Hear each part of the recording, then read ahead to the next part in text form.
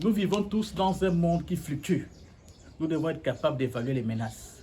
Vous savez, le monde dans lequel nous évoluons nous impose tous à avoir un regard global et non local. Vous savez, la question de l'inflation est une question mondiale.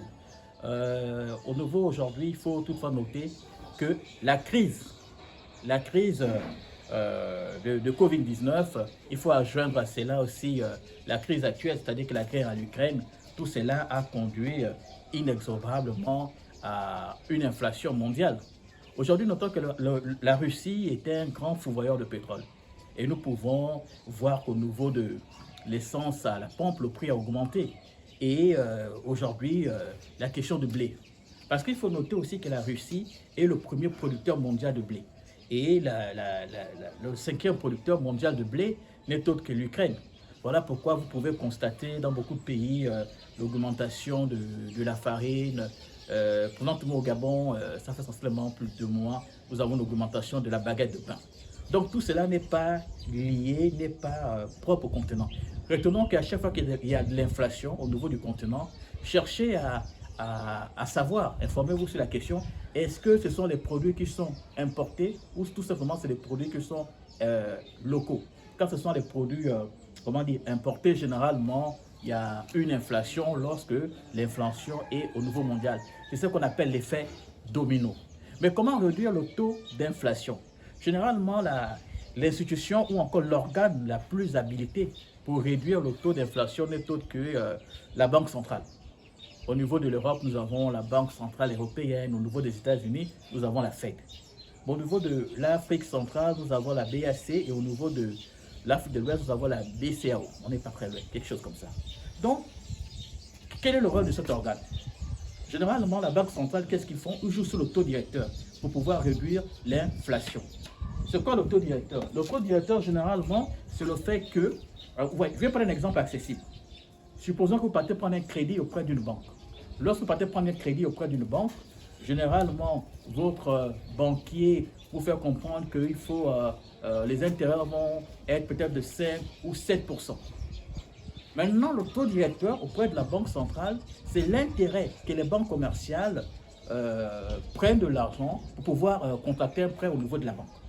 C'est ça en fait le taux directeur. C'est l'intérêt que les banques commerciales. Notons que seules les banques commerciales ont la capacité d'aller contracter un prêt au niveau de la Banque centrale.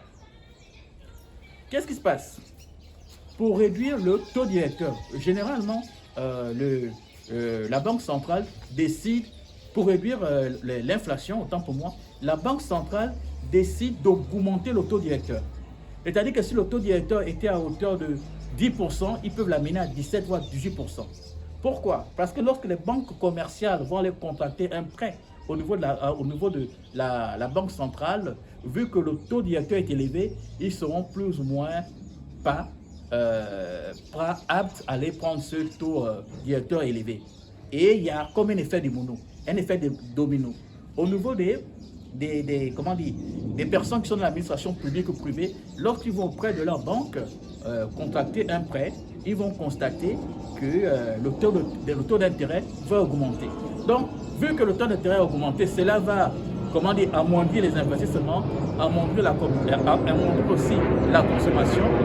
Et vu que la consommation serait amoindrie, cela va plus ou moins réguler le taux d'inflation. Et c'est comme ça que le taux d'inflation va chuter timidement.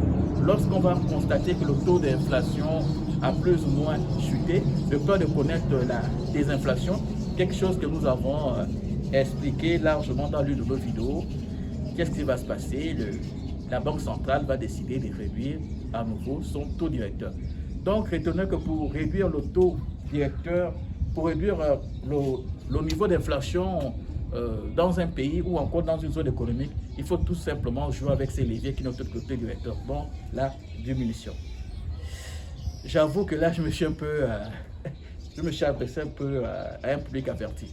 Dans une vidéo, dans les jours à venir, nous allons parler avec des termes moins techniques pour pouvoir rendre le message plus accessible. Prenez soin de vous et à très bientôt. N'oublions pas, nous n'avons qu'une seule vie. Merci encore.